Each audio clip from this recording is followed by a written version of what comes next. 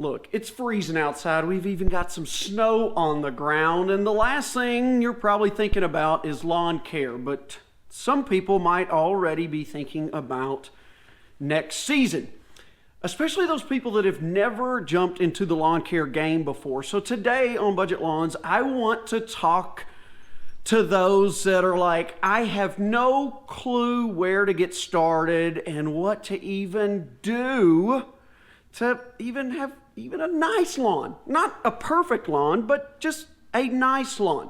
Okay, that's what we're going to talk about today.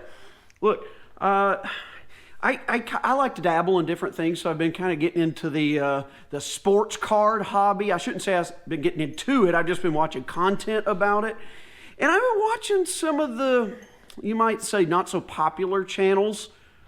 And they're the ones that are speaking to the casual hobbyist, you know, the one that wants to collect sports cards but doesn't want to make them investments, doesn't want to spend a lot of money on it, just wants to buy a pack or a single here and there and build up their collection for fun, okay? And I started kind of making this analogy or comparison between sports cards and lawn care. Because in lawn care, you've got the people that think it's 100% or nothing. It's 1,000,000 miles an hour or bust. And if you don't do everything like a professional would, then you're going to fall short. And if I don't give you all the professional, perfect, tip-top advice, then I'm giving you terrible advice and you shouldn't listen to me. Well, I think that's bull crap. Like, there is advice for the person, the average Joe homeowner that wants to casually get into lawn care and see if they like it or not. Like, you know, we got to walk before we can run. We got to take baby steps. As the illustrious Dr. Leo Marvin once said, baby steps to life. Okay?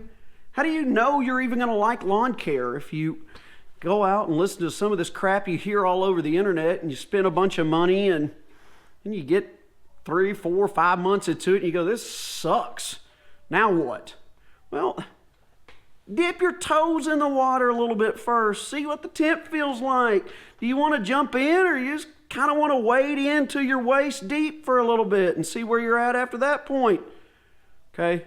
All right, let's get into it. I hope you're getting the picture here, okay?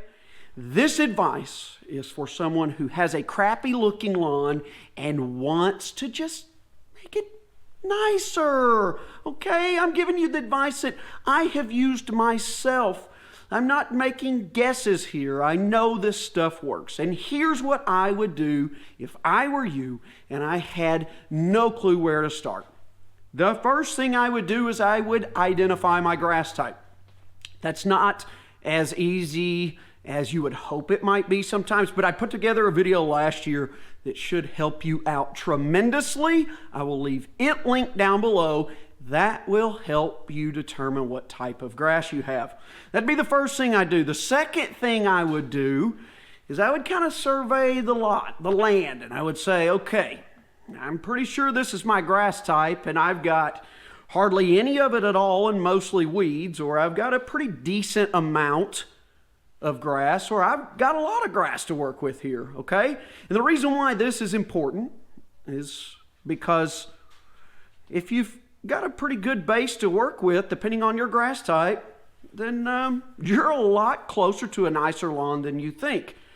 Now, it can kind of get tricky in here because some of the warm season grasses, they grow by stolons and rhizomes, one or the other or both, and will spread on their own, where your cool season grasses, for the most part, you're going to have to throw more seed down to get it to fill in and thicken up. So, depending on what grass type you have, it's really going to determine how quickly this process might go. Look, this is such a difficult topic in lawn care to discuss because there are a lot of moving parts. It's not black and white. It is, a roller coaster of questions and answers, okay? But let's just, for the sake of this, because I have Bermuda grass, talk about my process after I've identified it as Bermuda grass. And let's say that I've got a moderate amount of grass in my lawn, and the rest of it's just weeds. I've got white clover and dandelions and all sorts of mess coming out of the spring. So what am I going to do at that point? Okay, I've done this before. Here's what I did. I've had a lawn that had more weeds than it did Bermuda grass. This was at the first house I ever built. Did nothing on the lawn the first year, didn't know anything about it. And at this point, on a moderate to a low amount of grass and a lot of weeds, you're going to have to get out the herbicide, okay? You just most likely will. And I use the Spectracide Weed Stop for Lawns plus Crabgrass Killer. That was my preferred weed killer of choice, and here's how I did it. I went out and I did one big broadcast treatment and sprayed the whole lawn, okay? Then I followed the instructions of the product, and I said, I'm going to wait 2 weeks and see where I'm at, all right? At that point, I could tell I got a lot of killing left to go. So I came in and I sprayed another broadcast treatment of that herbicide across the lawn. And after that, if you've got very little grass or just a moderate amount of grass, guess what? You're left with some big gaping holes. Okay? Does that mean I need to go out and buy all these different products to fix my soil, to do this and do that and prevent this and prevent that? Absolutely not. Okay? Once you know your grass and you get rid of some weeds, then guess what we're doing from that point? We're just trying to nurture that grass. We're trying to baby that grass. I might throw a little fertilizer at it. Some triple 10, something generic, something pretty balanced, just to kickstart some growth of the grass that I do have and get that Bermuda spreading and spreading fast, okay? I didn't want to throw much down in the way of fertilizer before I killed off all the weeds, because that fertilizer is just going to feed those weeds. I mean, that's what it's going to do. It's going to feed those weeds as well. They'll soak all that stuff up and eat it up, and it'll make them thrive. So I've waited till I've killed a lot of my weeds. I've thrown down a little bit of fertilizer to get that Bermuda going. And then guess what it's all about at that point? This is, I mean, we talk about these things all the time, but this is the number one key. It's just finding a routine. This is what I did after I killed all that white clover off last time. All I did was just started mowing twice a week, and I got on a routine watering schedule of 1 inch of water a week. Okay? I didn't worry about all the stuff beneath the surface. I didn't worry about a soil test and this and that and all these other things that the gung-hos say you have to do. Okay? I'm not saying they're bad. I'm not saying they're bad. I'm telling you again, dip your toes in the water and see if you like it. Okay? Crawl, walk, then run. It's an easy way to find out if you even want to do it, okay?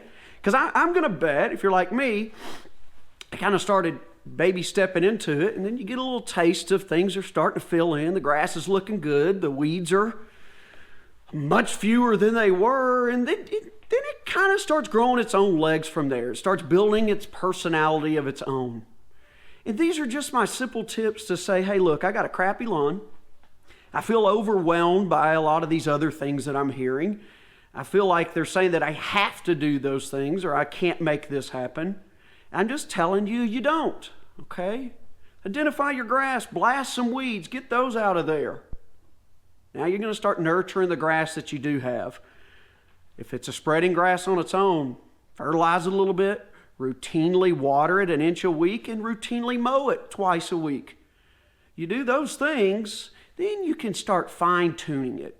You can start fine-tuning things. If you want to do a soil test, go out and do it. Start adding some other things to the lawn, if you so choose.